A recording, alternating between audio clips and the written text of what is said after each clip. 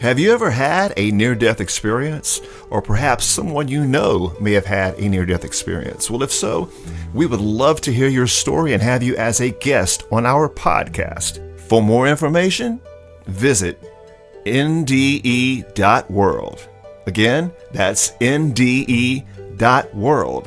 We would love to hear your story.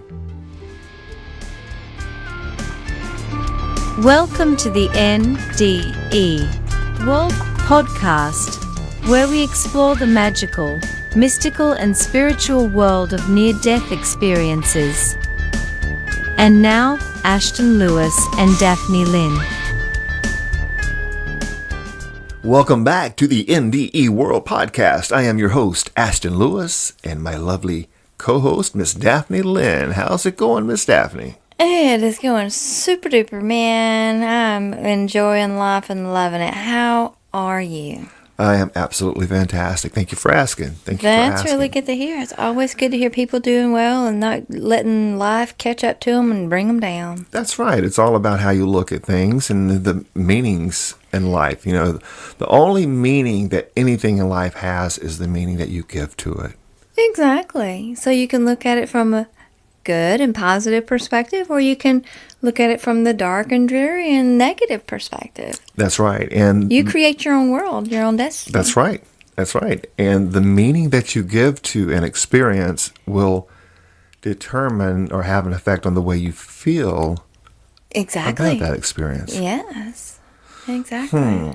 So, wisdom in those words. That's right. That's right. Something to think about. Yes. Ponder on it, meditate on it, and if it resonates, take it and work with it and run with it. And if it don't, then let it float away. Without judgment. You got to remember that. If it resonates, take it, accept it, and apply it. If it doesn't resonate, release without judgment. Release it without judgment. That's the key, without judgment. Very exactly, good, very good. Well, you are listening to the actual NDE World Podcast, and we do actual reviews and interviews of the near-death experience world. And we give our input from studying lots of different near-death experiences and breaking down the different elements and things like that. So if you or anyone that you know has had a near-death experience or an out-of-body experience or any kind of spiritual awakening or any kind of spiritual experience or someone you know, like we said, then go want to share it? Yeah, please share do. it. Please go over to NDE.world and, contact us. We'd love to hear your story. Most definitely. Looking forward to it. Thank you. Absolutely. Well, today we're going to go ahead and bring another NDE experience, and we get a lot of our near-death experiences from the NDERF.org site. That's Jeffrey Long, Dr. Jeffrey Long, because these are actual real experiences, medically and scientifically backed up, and studies and things like that. So it is the real deal. So those are the ones you hear on here, along with the actual live guests that we have appearing on the show as well. So without further ado, let's go ahead and bring up our first clip of the day and see if we can make some comments and maybe find some good nuggets out of it.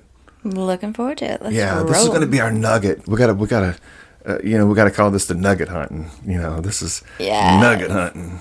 I love it. I do. I really do. It's so enlightening and enriching. It's taken me to a whole nother level in my consciousness. So I'm grateful that I stumbled across these when I did and really piqued my interest to look further into it. Me as well. So you ready to have some nuggets? Let's get some nuggets. Let's do it. And we are rolling. We had arrived in Key West with our two best friends for our annual trip to South Florida. This trip included visiting Fort Lauderdale for about 8 or 9 days, with 4 days in Key West. We always had a blast. We drove from their condo, I think it was a Wednesday, because we had big plans to watch the NCAA men's tournament games Thursday and Friday. We arrived at the condo and the husband friend and I went to take a dip while our wives had a cocktail in the condo. We were going to go out that night. We came back to the condo, rinsed off and got dressed for the night. I was having a beer, he was having a cocktail. Our wives were coming in off the porch. I remember turning to leave and feeling a very faint sense of falling face first to the floor. The next thing I know, I was outside my body. I didn't feel myself leave, I was just floating outside the condo watching the action. I was floating about 2 stories high, near the steps downstairs. In retrospect, I don't think I died until the EMTs left the condo because my friend's wife started CPR right away. I now know that I was in between death and life. At that time in my life, I was big, weightlifting and exercising. I was in very good shape, 6 foot 2 inches and about 265 pounds at that time. I worked out twice a day many days. I say this not to brag, but to illustrate 2 points. I was in great shape and was only a big slab of humanity. I mention size because as I watched the EMTs negotiate the narrow stairs, but just as small turns at the bottom of each 6 or so steps, I remember laughing and thinking, there's no way they're getting that guy to the ambulance. Suddenly, I became aware that I was floating and saw a large crowd watching the action. I actually remember specific faces. The last face I focused on was that of a dark-haired kid, who seemed to make eye contact with me. Then, in a flash, I shot off at indescribable speed. The light around me went into light speed. I saw kaleidoscopic colors so bright and dynamic that I really cannot describe them. Although, I can visualize them as they appeared during my trip. There is no sense, idea, understanding, or existence of time there. Eternity is a second eternity. I rocketed off and then seemed to slow down. I was facing a wondrous, glowing ball of light. I don't possess the vocabulary to describe the light. At this time, I felt the presence of someone else behind me who communicated that everything was cool. I also figured everything was cool because I was completely at ease. I felt that I was aware beyond belief. There are more than 3 dimensions and I experienced some of that. It was just jaw-dropping, brilliant, goosebump stuff. At some point my entire life flashed before me. It was not in snippets of my life, but somehow my entire life all at once. Some of what I saw and remembered made me feel euphoria, laughter and other times sadness, but again it occurred all at once. At some point, it was communicated to me that love is all that matters. This meant love for all fellow humans, love and respect for the earth, for the birds, animals, and even insects. All things are from our Creator and we are all, everything connected at every level. I was given a lot of information that just stuns me to this day. Time is not linear and I can't really explain this thing I learned. All time is now, then, next, or whatever. But I've had to explain it in sort of linear fashion because I guess that's how I understand it. After some knowledge lessons I learned beyond love, connectedness, and our eternal existence, I had to go. Again, in some way I was told it was time to go. My next memory is waking up in Key West Regional Hospital. My first memory is that the staff had ruined my beard.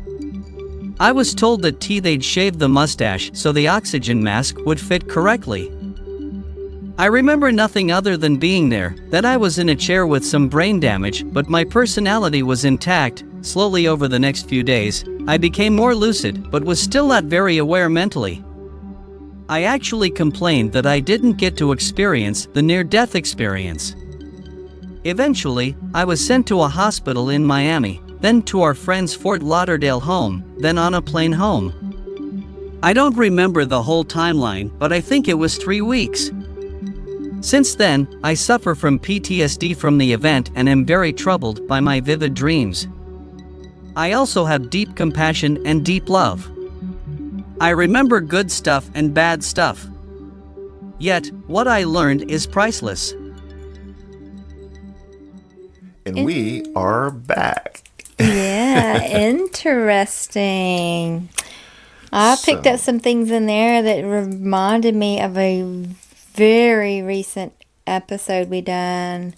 But when we get to that point, I will touch on it then. Sounds good. Sounds good. Well, let's jump right into the OBE itself. He noticed he was floating, watching the action below, and he said approximately 2 stories up. Yeah. Okay. And I liked the comment. He said he was in between death and life. Life being the latter. Yeah. Think about that. But he might have been referring to the other way. Yeah, there's no telling. Yeah. And then he was going through light speed. Before that, I want to bring out some points where it said that he was in good shape, in good health. He wasn't expecting anything to happen like that. A healthy person. But when it started, it said he became aware of his floating. So he became aware of, oh, wow, now I'm floating. But here's what I thought was pretty cool. He said the last thing he remembered was a kid saw him. He was looking eye to eye at this kid, like this kid really saw him. So this kid was able to see in the afterlife, or to see that spirit, or to see something. Yeah, I thought about that too. I didn't know if it was like him actually turning and looking physically at that, or if it was this.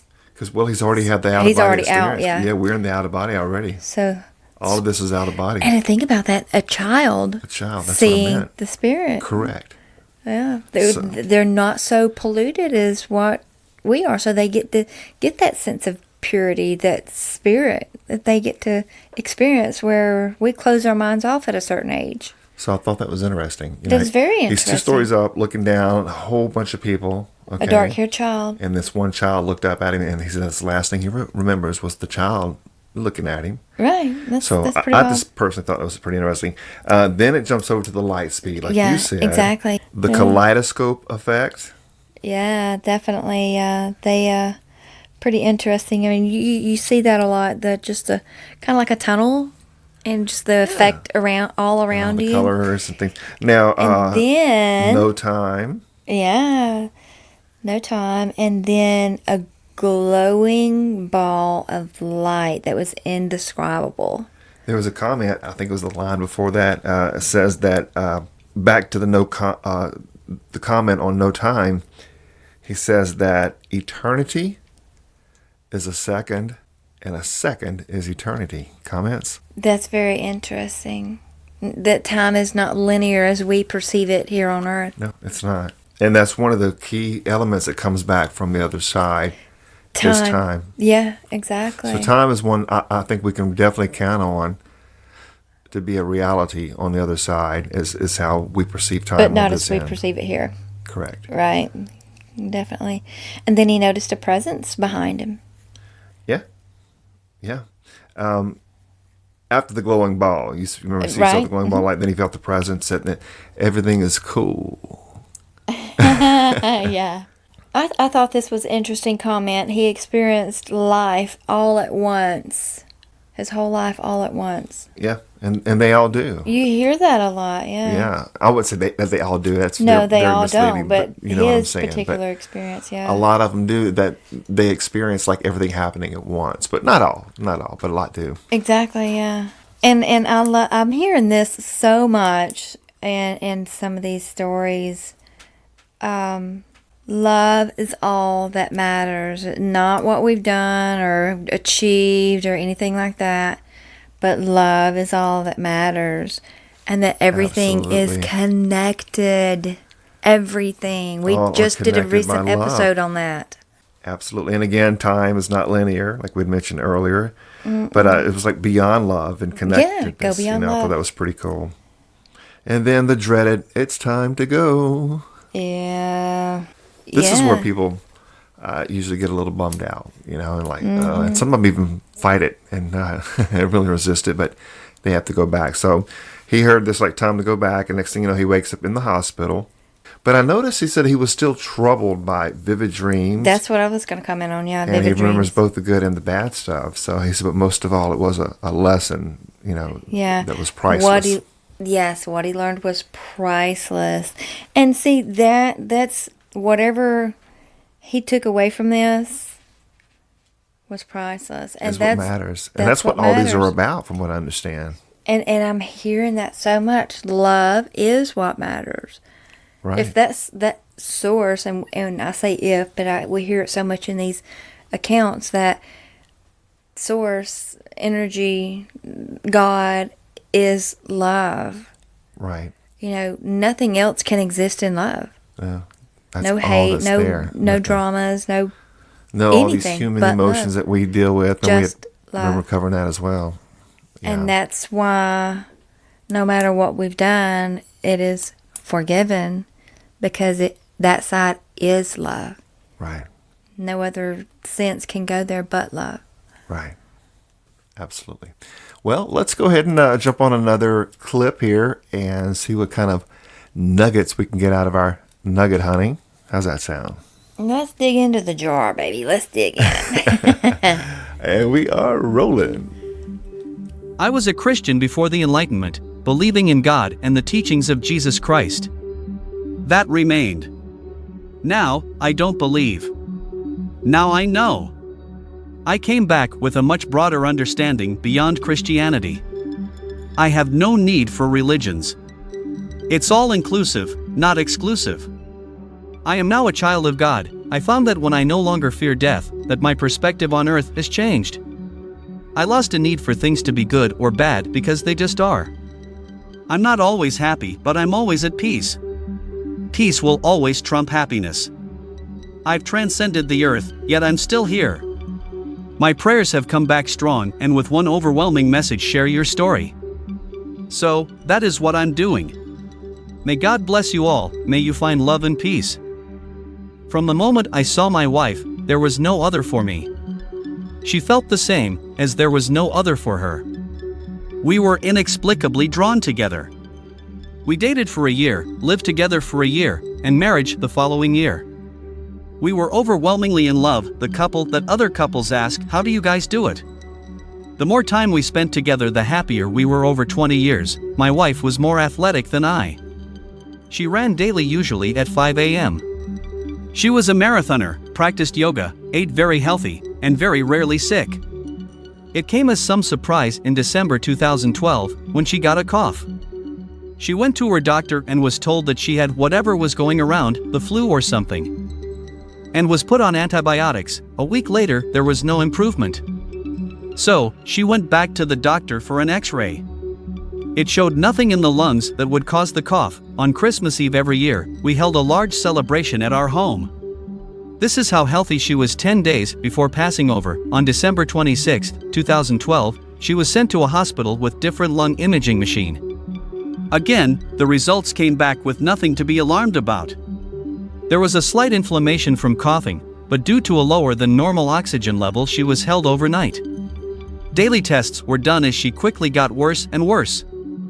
5 days later, they told me she had a mass showing up that looked like cancer. They told me she was not going to make it and would not be leaving the hospital alive. I was in shock, just devastated. I went to her, with tears streaming down my face. She asked me if she was going to die. I said in a quiet, broken voice, yes. She was extremely calm. I told her I would trade places with her. She reached out, touched my arm, and said in a calm, authoritative voice, "It's not your time." I was taken back a bit because it didn't sound quite like her voice. I never left her side. On January 3, 2013, she motioned for me to come closer to her because she couldn't speak well. She said, "I will find you up there," and pointed up. I went to hug her, with endless tears running down my face. She pushed me back as she said, as she pointed at my chest, "We won't look like this, but I can see your soul." I hugged her tight and said, "Please do, baby." On January 4, 2013, she opened her eyes about 10 a.m. and said, "I love you so much." I answered, "I love you too." These were the last words we spoke, and in retrospect, these were probably the best last words that could have been spoken. She had 3 brothers and 2 sisters. They were there with their spouses around her bedside as her body shut down. I was kneeling down next to her head. My parents were behind me. I was inconsolable. My world, the love of my life, was suffering and dying right in front of me. She couldn't breathe, and it was killing me. Suddenly, she turned her head and looked directly into my eyes. I looked into her beautiful, blue eyes. Instantaneously, I was somewhere else. I was in a dark gray or black space with about 30 tiny pinpoints of light above me. For me, what I saw was nothing compared to what I felt. I was being thoroughly and completely engulfed in unconditional love. I was in such complete awe that I was not aware of my wife or anything except the love that was radiating through me. All the stress, sadness, fear, any and all negative thoughts and feelings were replaced with love joy that transcends all human understanding. I felt more alive than I've ever felt. I was enlightened to everything. It was a true spiritual awakening. There was no time where I was. I find it impossible to fully explain what I experienced.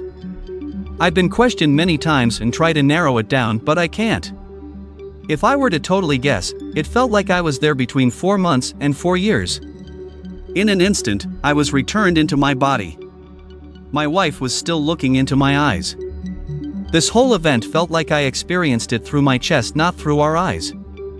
She turned her head toward the ceiling, exhaled and transcended. I said in a loud voice, "It's a miracle." I looked around to see all the grieving family members at the bedside crying, looking at me as if I'd lost my mind. I exuberantly asked my brother-in-law, "Did you see that?" "Yes," he replied. I was elated. I asked, "What did you see?" He said. She opened her eyes. I asked, "For how long?" He replied, "About 14 seconds. I asked to everyone else, "Did you see that?" I incorrectly assumed that everyone had seen this miracle. They slowly left the room into the hall of the hospital in their own grief. I'd now figured I was consoling her for about 7 seconds and was gone for about 7 seconds. I lost all fear of anything, especially dying. My interests aligned with almost no one. My old friends have fallen by the wayside. I have no interest in power, prestige, fame, competition, or anything like that. I have a deep reverence for nature. I see the world and its immense beauty. I see clearly that we are all one with everyone and everything. I see the beauty in humans, and I also see how they are being misguided on so many levels. My life is gone. I am now life itself, just like everyone and everything. So many people try to compartmentalize my experience, trying to understand it. I tell them they cannot think their way to understanding it. That seems to confuse them more. And we are back. Interesting. Yes. A shared experience. Absolutely. Would you like to start the comments? Sure. Straight off the bat, Christian before enlightenment. He followed the ways of God and Jesus, but before his enlightenment. But now he knows he's much broader in his belief system. Yep. No need for religion. That's right. No need we for get religion. that back. People understand there is no religion on the other side. There is none. I can't stress that enough. There's never been any of them that come back and said anything about any kind of religion. In fact, every one of them all says that there's none. All paths lead back to source. Absolutely. Yeah. And I like the fact that he said that there was no fear of death after this experience either. That you get a lot of as well. Yeah. I like that he said also, he's not always happy, but he's at peace. Yeah. That people need peace in their life more than a lot of things that they claim they need. Peace of mind is top of my list. And love. You have to have peace and love. And that's why you hear me say a lot of times, peace and love, peace and love. That's right, absolutely. Well, let's kind of slowly shift our awareness over to the wife. Now, this kind of reminds me of the other, one of the earlier experiences that, this person was a very healthy person and his all this wife happened. Was now, that. In this particular experience, the guy said his wife was very healthy. Yeah, into yoga eating right, yeah. eating healthy, and yoga and all this. So she ends up in the hospital. Yeah, it was just her time and her soul contract, I guess. Yeah. And it was devastating to him. He was shocked. It just got worse progressively, of course. Mm-hmm. And they said that they didn't think she was going to make it out alive. Right. Exactly. And I noticed that she was calm about it. It says a lot about her and her spirituality and the love that she had and the understanding. No, it's not your time. And then looking him in the eye. So she had to be a very spiritual soul, probably to be able for that spirit to radiate that. I don't know. What do you think? And she, yeah, I'm thinking that she was having her own NDE in this process, because he said that she said in a voice that was not hers. He caught that off. It caught him off guard that it wasn't her voice, but she said, "It's not your time." Yeah. So, I mean, how would she know that? But I think she may have been having an experience herself. And I love the little statement that she said, "I see your soul." I think of the Avatar movie, "I see you." Mm-hmm. I mean, when we can look beyond the physical and see that spiritual side, that conscience, that's going to help us in so many ways. It's to look beyond the physical. Absolutely, absolutely. So what happens when she looks over at him, locks eyes with him, and then all of a She shares sudden that experience. he gets shifted over into an OBE? Would this be an SDE, like a shared? Yeah, this one's more of a shared experience. experience, because he wasn't having an NDE. He wasn't having an out-of-body experience. He just had the shared experience with her, and he got to see these things about the no religion, and broadened his perspective on everything. Engulfed in love. Enlightened. I love his term, enlightened. I hear that a lot. I love that, enlightened. And that's what you want to do, is enlighten people. And that's what he felt. And he also said he felt it through his chest, which is your heart chakra area. So True. And that's where love radiates. So let that love flow through that chakra. Yeah, he said this was actually a true spiritual awakening. Yes, and then afterwards he had a deep reverence for nature, and he realized that all are one. Yeah. Wow, yeah, and we hear that all the time as well. Yeah, and he was life itself. Yeah. Yeah, and backing up, he asked his other relatives in the room, did they see that? And assuming that they saw what he did, but they didn't. They saw the eyes open, and they said, "For how long?" And he said it felt like, what, 4 months to 4 years, yeah. or something like that. 4 months to 4 years. That's where that time doesn't exist. In 14 seconds. Time is not what we perceive it on the side. Yeah, it's amazing. That's amazing. Well, looking at the clock, we got time for one more. So let's go ahead and throw one more in real quick and see if we can get any nuggets out of that. How's that sound? Perfect. All right. Perfect. We are rolling. I felt myself float out of my body. I could see my body lying on the road. Yet, I felt so alive and so free of my body. It was strange because I could see myself on the road, but I could also see a bright light in the sky, almost like the sun. I was pulled up toward the light, and on the way toward the light I saw a beautiful landscape. It was almost as if I were looking out the window of a plane, but much larger than a window. I also suddenly felt like I was connected into a collective consciousness and felt like I knew everything and the why about everything. It was like a veil was lifted and I became super intelligent. When I reached the light, I felt unconditional love coming from the light. I had never felt love like that before my NDE or since. No one asked what religion I was or if I believed in God. The love was truly unconditional. I heard a female voice in my head say, "You can stay or you can go back. If you decide to go back, there are many things for you to do." I told the voice that I wanted to go back. I then floated back toward my body.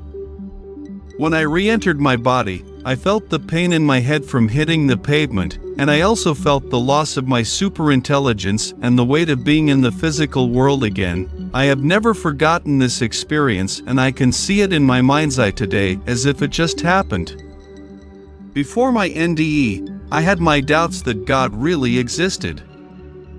After feeling the love coming from the light, I'm certain that God does exist and that He touched my soul that day.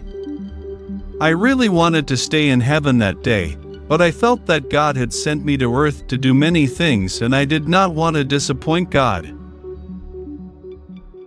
And we are back. Now, let's look at the last one here. The first thing he talks about, the floating out of the body. That would be the actual OBE that's starting out. But I noticed, although he was messed up on the side of the road from the accident or what had actually happened, he didn't really say. But it said that he felt so alive. And free of his body. Yeah. And at the same time, he noticed his body on the ground. He also noticed that bright light. And then before you knew it, he actually started feeling himself being pulled toward the light. Yeah. And on his way up to the light, he noticed different beautiful landscapes. Mm-hmm. Yep. And here's something that you hear all the time, or hear a lot of, that collected consciousness. Yes. That all knowledge. Yeah, I like how you said that. It's part of that. Connected to collected consciousness. I like it. I like how you said that. Yeah. Yeah, and that's all along the. We did an episode just on that before, so yeah, that's being affirmed and in my belief system more and more. And what happens once you get connected to the collected consciousness is that you know everything. Because you go back to the source. You back to the source. You get plugged back in, yeah. Now, he called this God. Mm-hmm. He didn't necessarily believe before he went, and that's what he needed to believe in, a higher source. Sure. Yeah, and so there's he nothing wrong called with this calling it source God. But yeah, so, absolutely. Yeah. Again, another one we hear all the time, unconditional love. And no religion again. Before and ever since. No one asked if he believed in God or any kind of religious beliefs. Yeah. No religion. That doesn't, it only exists over here on this side, guys. Exactly. And one of the points here, he said he heard a female that singled out from the collective, a female voice. If he wanted to go back or stay. Ask if he wanted to stay or go, yeah. But she said if you go back, you have many things to do. So right there, you got to get in touch with your life's path. Yeah. That true. soul contract, whatever you want to call it, you have to be in alignment with that.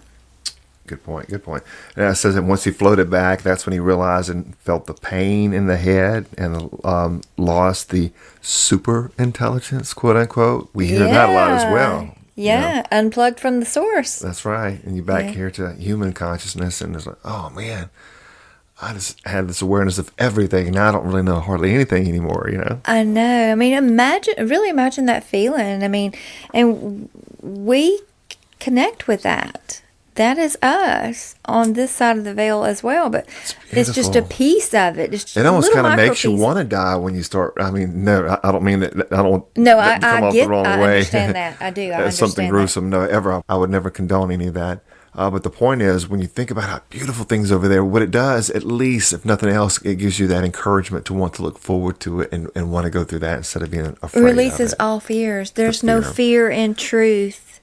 That's what we find out from these NDEers. They come back, that fear of death's gone. Okay. A couple of more things I want to mention here. I'm looking at the time. We're going to go ahead and wrap things up.